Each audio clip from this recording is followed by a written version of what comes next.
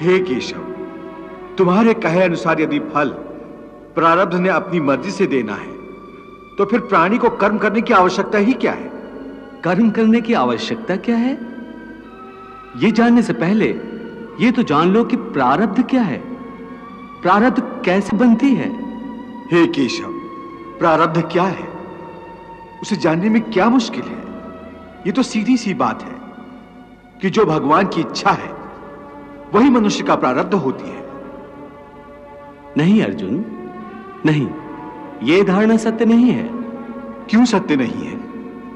क्योंकि मैं किसी के प्रारब्ध नहीं बनाता, ना मैं किसी प्राणी के कर्म अथवा कर्म फल के हिसाब में दखल देता हूं।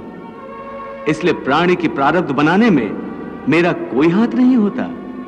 फिर कौन बनाता है प्राणियों का प्रारब्ध? प्राणियों के अपने कर्म। अर्थात ये कि प्राणी जैसे कर्म करेगा उसका वैसा ही फल पाएगा। अच्छे कर्म करेगा तो अच्छा फल मिलेगा और बुरे कर्म करेगा तो बुरा फल पाएगा। यही जो प्राणी के अच्छे बुरे कर्मों के अच्छे बुरे फल का हिसाब है, इसी को प्रारब्ध कहते हैं। अपने पुण्य कर्मों के फलस्वरूप सुख और अपने पाप कर्मों के फलस्वरूप दुख प्राणी को इसी जन्म में या अपने अगले जन्म में भोगना ही पड़ता है, वो टल नहीं सकता।